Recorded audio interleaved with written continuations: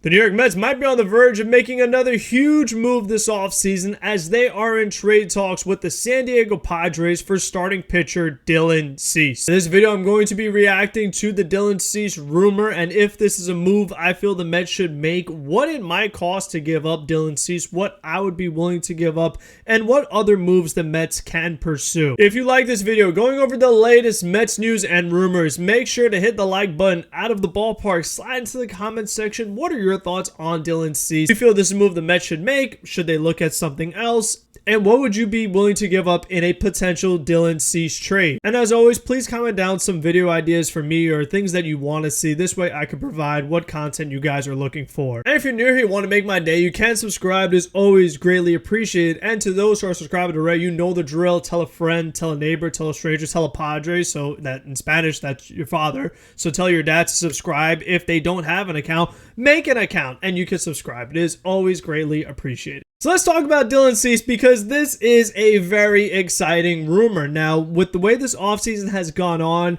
besides the whole Pete Alonso thing that's going on, we'll get to that another day, but I feel like with the starting pitching, I really felt the New York Mets could use another frontline starting pitcher to bolster this rotation and really make it feel more complete. Now, sure, the hope is that Kodai Senga comes back healthy this year and is able to stay on the field, and when he is on the field, pitch very well because he missed pretty much the entirety of the season, made one start against the Braves, got hurt again, and was not very good in the postseason, particularly in that Dodgers series. So you're going into the season with the uncertainties of Kodai Senga, hoping that he could bounce back since when you think about it, he really only had one good year, his first year with the Mets. So you still don't know exactly if he's a proven commodity year in, year out. And then the same could be said for Sean Manaea. After he had a phenomenal second half of the season, he did get tired and felt that his arm was not where it needed to be by the time that postseason run against the Dodgers was over. And just with the drastic change to his arm slot, I do wonder if he's able to make it the entirety of the season without his arm hurting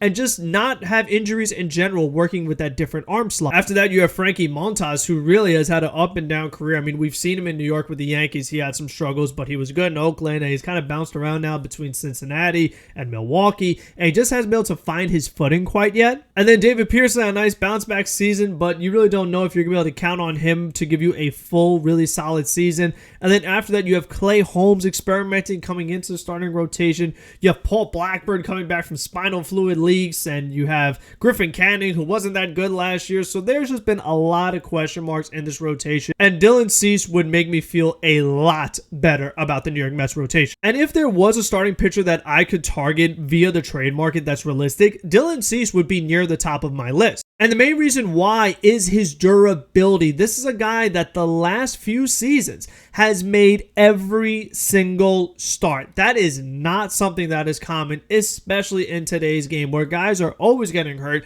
especially pitchers. We're now talking about 4 seasons in a row where Dylan Cease has made 32 or more starts. And outside of 2023, he's been really solid. I mean, he's coming off of a good season this year, finishing with a 3.47 ERA. And he did finish number 4 for the Cy Young Award. So this is the top 5 pitcher in the league, according to some people. So to get that kind of guy into this rotation, that totally changes everything. Now, he did struggle in the postseason as well against the Dodgers, and that definitely is a big issue because obviously the biggest competition for the Mets would be the Los Angeles Dodgers. They played them last year, and the Dodgers got stronger this year, having a healthy Ohtani in the rotation, adding Blake Snell, now a healthy Tyler Glasnow, plus bringing in Roki. They are just ridiculously stacked. They added to the bullpen, they added to the lineup. I mean, they have it all. They are a super team. They are a juggernaut. So you have to try to do something in order to compete with these guys. And yes, Dylan Cease did struggle against the Dodgers in the postseason last year, but I'll tell you what, he gives you a much better chance than a lot of these other options. Now, another concern I do have for Cease is that his walk rate is a little higher than I would like, especially being a non-Mets pitcher, because we know that pretty much all of the Mets pitchers struggled with the walks.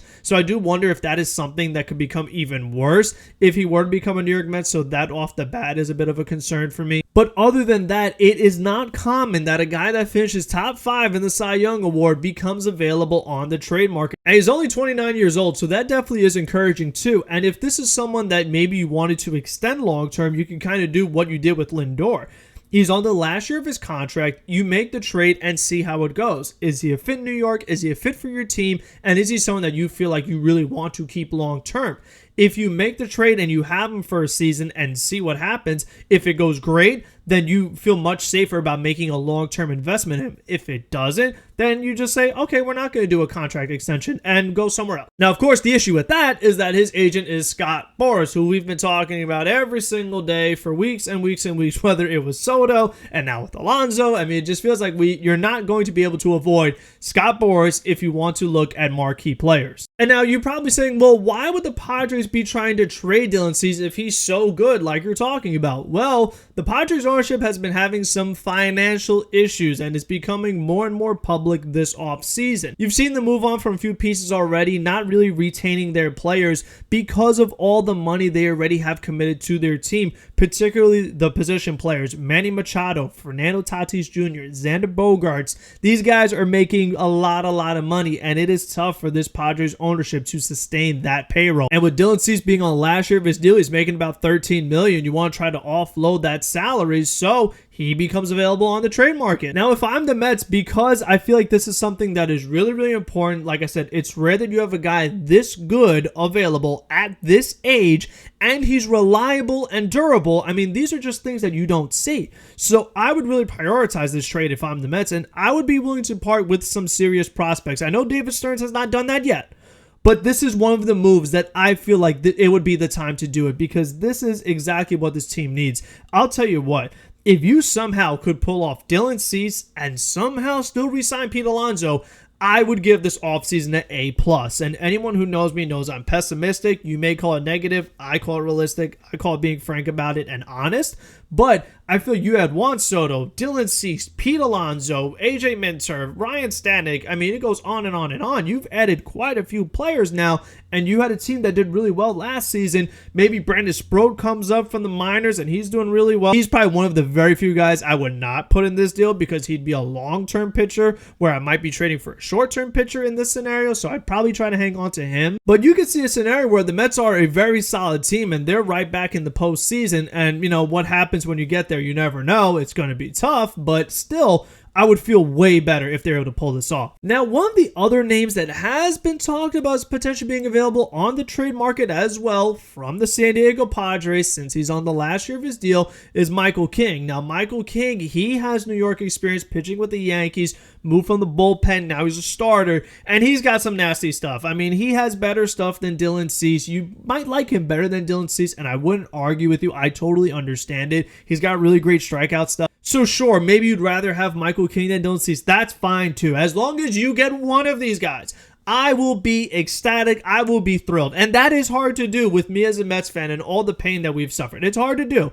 But you can get me either one of these guys, you will see a very happy version of me. So basically, what am I willing to give up? Like I said, if I'm not giving up Sproat, just about anything else, we could talk about it. I am interested. I am on the phone, and I'm trying to get this deal done. Now, one of the things that's encouraging, John Heyman said that, and you could take it with a grain of salt because don't always read everything you see online. He said that the Mets and the Cubs are two of the teams that are interested in Dylan Cease, and that the Mets have an advantage because they have a better prospect package to offer than the Cubs. Now, once again, David Stearns is going to have to part with prospects. I mean, you can't use them all. You eventually have got to move on from some guys, and I feel like this is the time to do it. You know, I was upset when they weren't able to land Crochet via trade. Now, I understand Boston had the much better package. They have the phenomenal farm system. But I was like, man, that's a really good pitcher that's available on the trade market. Wish the Mets could have got that done. Well, here's your opportunity. I mean, Dylan Cease is right here. Maybe Michael King is there. You're not going to get both. I mean, if you do, you're about to give up your whole farm system, and I wouldn't do that for two expiring free agents. But if you're able to get either one, I really have no preference. I would just be so happy to get at least one of them. It would be huge. So again, hope you guys enjoyed this video. There should be a video out on Saturday, so stay tuned for that. Obviously, Mets Weekly every Monday live at 7 p.m. Eastern. So let me know what you think about the Cease rumor. What would you give up? What videos you want to see? And until the next one, have a great day, and let's go Mets. Please get me Dylan Cease or Michael King.